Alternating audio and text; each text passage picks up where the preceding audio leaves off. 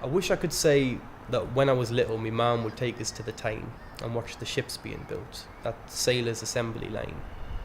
And while there are parts of the quayside that's still stuck in that time, it's a dream of someone else's Newcastle, not mine. Mine was cranes, the skeletal sentinels standing their silent vigil, watching the water, the ebb and the flow, times gone by and times still to go. Mine was barbed wire, swirls of serrated steel and broken glass attached to my garden wall to keep out pests much bigger than rats. Terraced houses, with trees on each side of the street, strong roots pushing up the pavement, concrete ramps for the bikes that we'd ride, before the council cut them down. And we graduated to joyriding a stranger's stolen car for a laugh, which it was, before the busies forced us off the road to a path. And the council scraped our ghosts from the carcass of a dead tree. The meadow well burned. Toast my happy memories.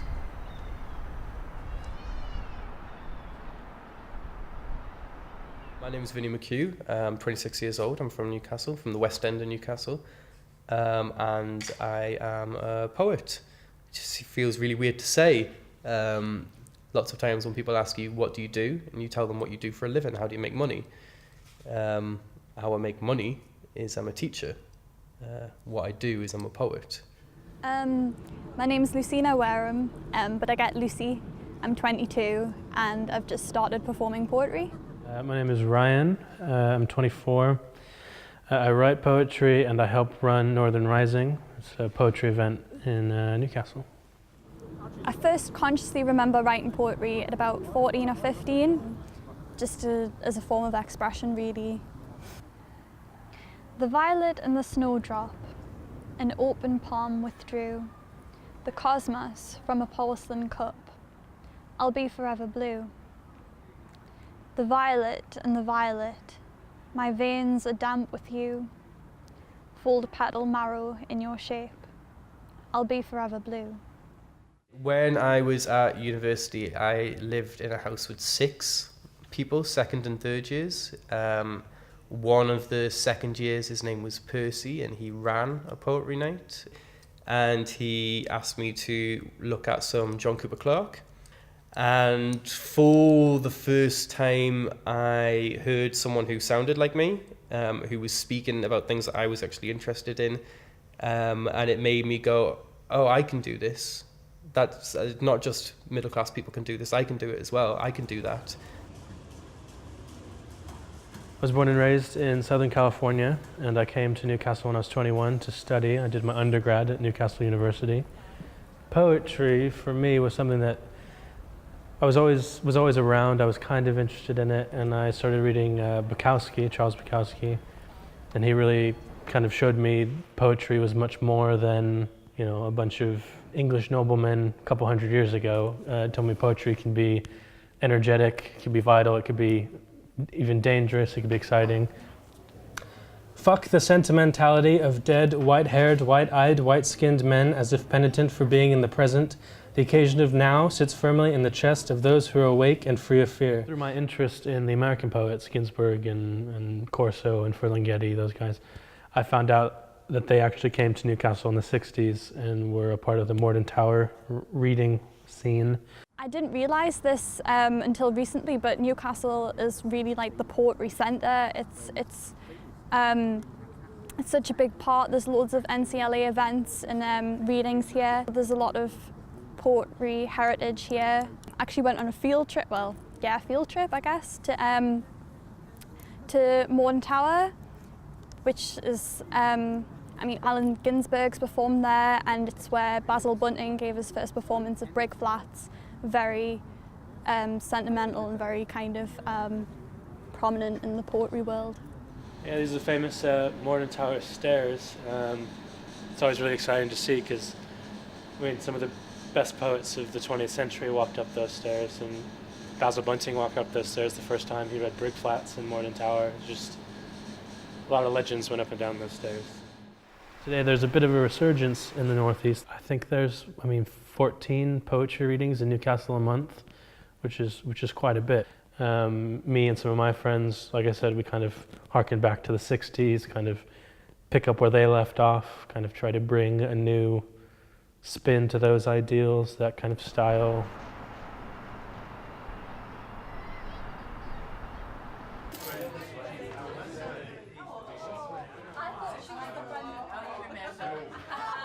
Northern Rising is a monthly poetry event in Ernest, which is in Oosburn, that I help organize.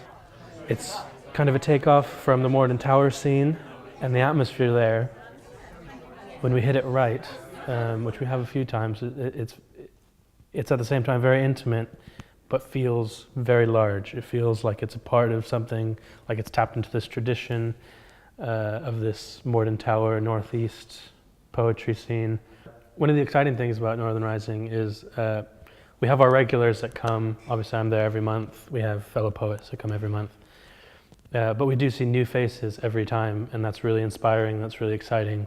The first time I ever performed was at Northern Rising. You just get the impression that everybody loves kind of art and poetry and wants to be there, and it's very chill and a very understanding audience. I had like a page missing in one of my poems, and I was just like, I said a bad word and everyone laughed, it was fine.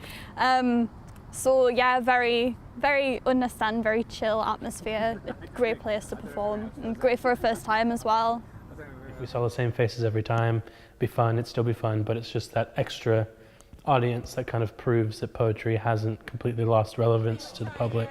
We're trying to give the public an opportunity to experience poetry in a way that's relaxed, in a way that's comfortable.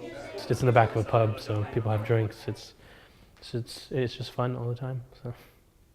And there's something nice about sitting in a pub with a bunch of people sitting on chairs, sitting on the floor, who just want to hear a story, or they want to be entertained, or they want to laugh, or they want to cry. And you don't need a degree to do that. You don't need an education to do it. You just need something to say and somewhere to say it. There are certain ways that people choose to react to the world around them, and that could be, some people choose to paint, some people choose to change what they see through running for office, that kind of thing. I was just kind of drawn to expressing the world around me through me in poetry. I think poetry for me has allowed me to express myself in a way that I didn't feel I could, and I didn't feel that I was allowed to either. It gave me a voice in an area that, for me, felt was exclusively for people with an education, people who'd been to university, people who'd studied it, and it was not in my language at all. But now, it's almost in a way we're reclaiming a tradition that has always belonged to us. Before there was the written word, there was the spoken word. A million ways of looking at a millennial. Alt-right puncher, carpet muncher, avocado credit cruncher, liberal cook, Donald Duck, filter on a Starbucks. That's not nicer, pumpkin spicer, not a Nazi sympathizer. Take blue pillars, baby killers, beaters of a dead gorilla.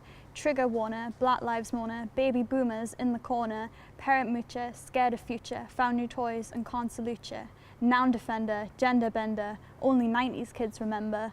Wonder Woman, sick of swimming, social justice supervillain, winner winner, tofu dinner, consolation dimwit spinner, Barbie doll fertility, mascu femininity, educated, hate for hatred, jobless for infinity, bursters of a diverse bubble, Hollywood is white with stubble, Parliament is white with fear, parlez-vous anglais, monsieur?